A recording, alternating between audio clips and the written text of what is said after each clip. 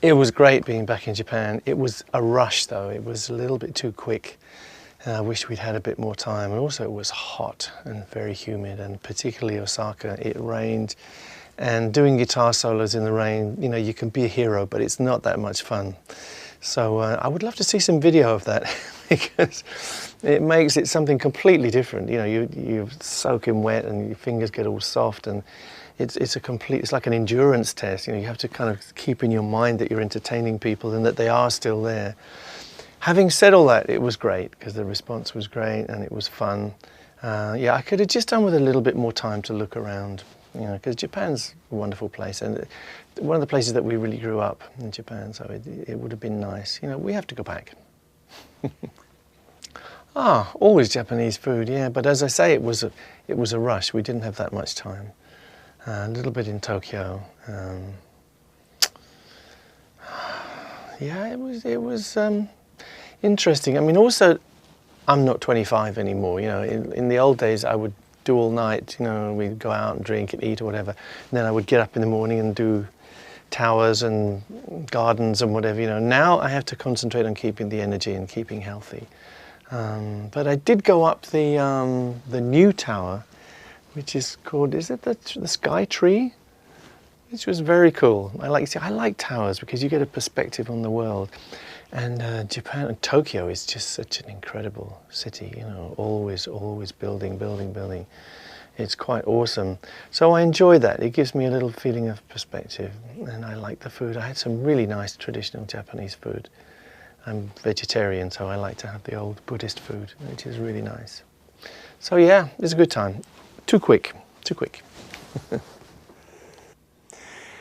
Well, there's two things, I guess. The record was a compilation anyway, and we've been working on trying to choose the songs for actually quite a long time. It's quite difficult because we start off with the idea of love songs, but also they need to be lesser known love songs, but also very accessible songs. So we had a lot of argument and discussion. So here you have an album of compilation which is not greatest hits. Add to that the fact that we found these 3 new tracks. We found actually 4, but only 3 of them survived the selection process for now. And we also have various mixes which people haven't heard, but there is one version of each of 3 songs which are all new on there, and new in different ways. I can tell you about this if you want. The first thing we found was a song called Let Me In Your Heart Again, and to be honest, like a lot of things that are hidden, it wasn't really hidden. It was actually staring us in the face. It was on the side of... Let Me In Your Heart Again was supposedly a lost song, but actually it was very much there in front of our face. We just didn't see it. It was marked on the box, Let Me In Your Heart Again, take 1, 2, 3, 4, 5. And none of the takes we thought were right. And we kept changing the key because it was a difficult song to sing with the range. It's one of these things where Freddie says, Brian, you always give me impossible things to sing, and so we were changing it around, and we thought that we didn't have it. We thought, okay, we didn't do this, we have to come back to this another day, so it was put on a shelf. Now, what I discovered when we got everything out was, in fact, between the takes we did have enough, and it's actually the 4 of us playing together and singing together, which is great. It's quite precious to hear that coming back. We could feel it's not something pieced together in Pro Tools in the sense of, you know, here's the drums, here's the guitar.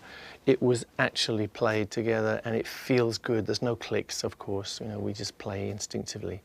But what I was able to do in Pro Tools was chop bits up and make sure the middle 8 actually worked as a concept. A little miracle happened actually, because we had 2 different versions of the middle 8, and for some reason in my head I suddenly realized that they could link together. But having done that, you have a track where we're playing, and I had to do very, very little, actually, to make it into a finished track. A little bit of extra backing vocals, a little bit of extra guitar in the middle, but mostly it's as it was played, 1984 or whatever it was.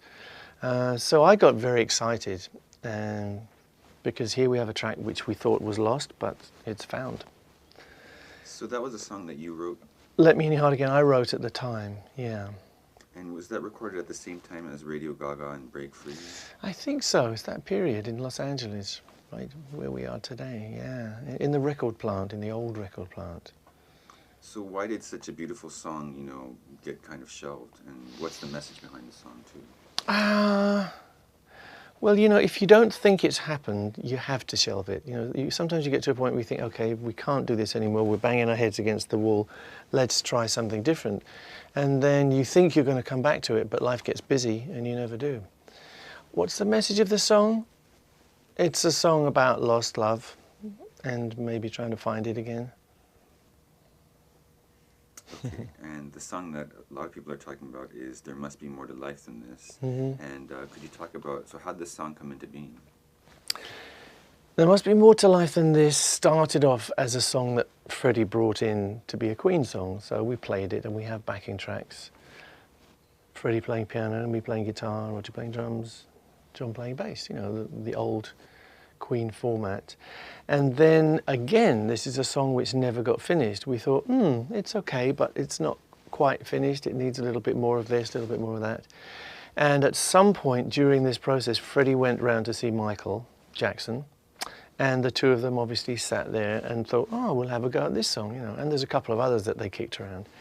But this one, obviously, Michael is learning as they're rolling the tape. So it's very interesting to hear it develop, and at some points they sing together, and there's lots of discussion.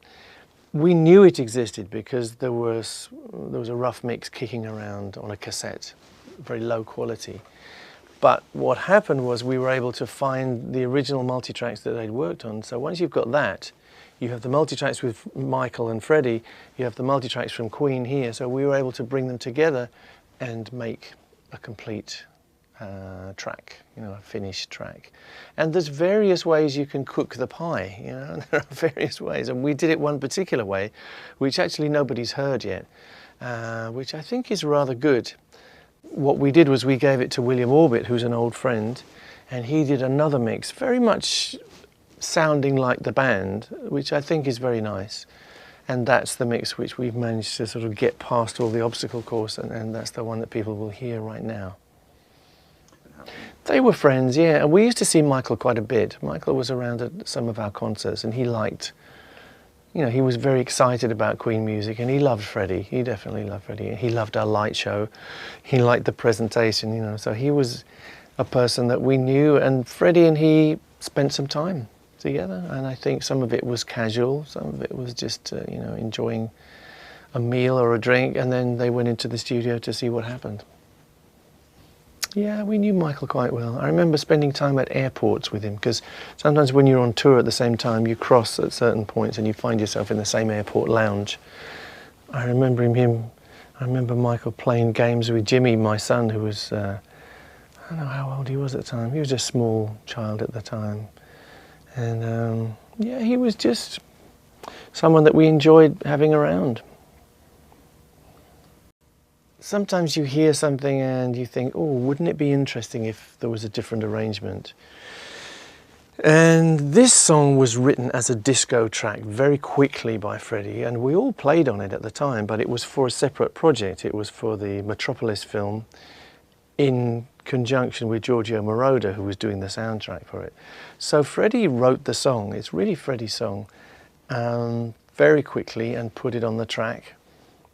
And it's a kind of, well, it's very disco in the original version, and you don't get the impression that there's very much passion, you know, that you don't think there's very much contemplation perhaps, because it's very up. But take away the rest of it. I mean, I don't know where the idea came from. It probably came from our manager, actually. But I remember talking to Jim about it and thinking, well, we could try to take his vocal off and take everything away, and then it would possibly sound like a ballad. But I thought there would be technical problems. I thought you would hear in his cans, you know, when he's wearing headphones and he's singing, I would have thought that you would hear lots of click and snare drum and stuff. But actually, we got the multitracks, put them up, transferred to Pro Tools, clean as a whistle. Freddie sings just absolutely clean and beautiful. So as soon as I heard him singing without the backing track, it sounded like a ballad. It absolutely, and it actually affected me very deeply. You suddenly realise that Freddie didn't just write a song for the sake of it. He wrote it because he felt something. Love kills, and love kills is a very powerful concept, you know, and it's the truth. Love really is supposed to be this wonderful, jolly, happy thing, you know, we're all blessed with love, but love actually, if you love somebody, a lot of the time it's very painful and it can really kill you. So I've instantly really related to this, and I wanted to hear the song done that way. So I built a new arrangement around his voice. It's interesting what you can do in the studio now. You can change lines just a little bit. You change one semitone here and it changes the meaning of the line, and you can put different chords under. So with the new arrangement, I played it to Roger and he went, yeah, I think this works. And Roger did this beautiful track playing sort of half speed to the disco thing. And then I knew that we had it. So, and everybody who hears it goes, wow, I didn't realize Freddie wrote that. But he wrote it, but it was sort of in a different package and you couldn't hear it in that way. So I love the song. I think it's a really good song. Awesome. And Adam has been singing this song on tour with great success. It suits Adam Lambert very well. And Adam is so much like Freddie in many ways, but Adam doesn't have to try to be Freddie, you know, which is the nice thing. He doesn't imitate, he just does his own thing. Well, Freddie was like a brother to us, of course, and the partnership lasted longer than any of our marriages at the time. It was very close, and losing Freddie was a very difficult thing for us all to get over. It affected us all very deeply, and I think we all went through a long grieving process where we didn't want to talk about it and we didn't want to be associated with Queen. It's like, yes, that was this part of our life, now it's finished, now we will be this. And it took years before I could say to someone, yes, I'm happy about being part of Queen. We helped to build it, we created it together, and I'm proud of it. And once we got to that point, it opened the doors because people obviously still wanted to hear Queen music. So in some way we started to be open to the idea of playing together again. When Roger and I play, there is something that happens. You know, we are like brothers, Roger and I, and in every sense, you know, we fight. It's like there's a kind of rivalry there which you can't put away, but there's an electricity there, and when it's right, you know, as soon as we play, something happens which is bigger than both of us. So we realize that, and I think we've grown up to a point, you know, we're kinder to each other than we used to be. So Roger and I play, and then you can put in some way the stamp of Queen on it. It's not Queen like the old days, but it's the spirit of Queen is alive in a sense when we play together. We don't have John anymore because John opted out. We don't have Freddie, but we have what we built, and we still have our bodies which are able to make music. So now and again we find a way of doing this, and when something comes out of the blue, like Adam Lambert, you know, where did he come from? I can't imagine. You know, we didn't look for this guy. Suddenly he's there, and he can sing all those lines. See, they're difficult songs to sing, Queen songs. There's too much range. So many people can't sing them in the original key, even if they are good singers.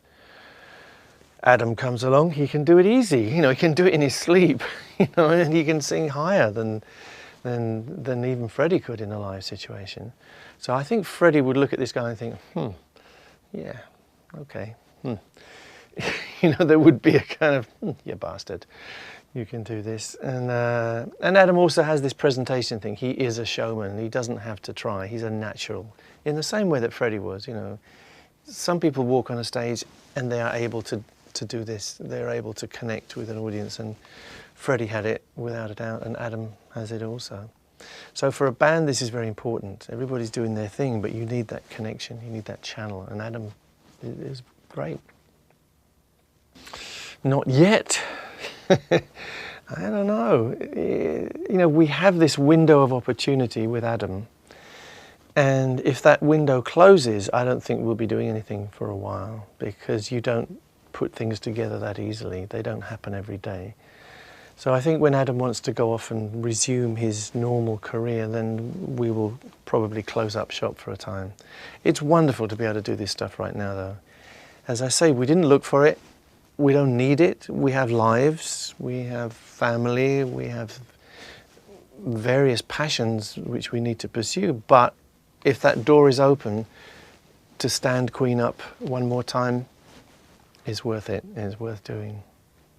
To Queen fans in Japan, we miss you always, and I hope we get back to see you soon. It was great being in Osaka and Japan and Tokyo this time, but too short. much too short. So I hope we come back for a proper tour before too long.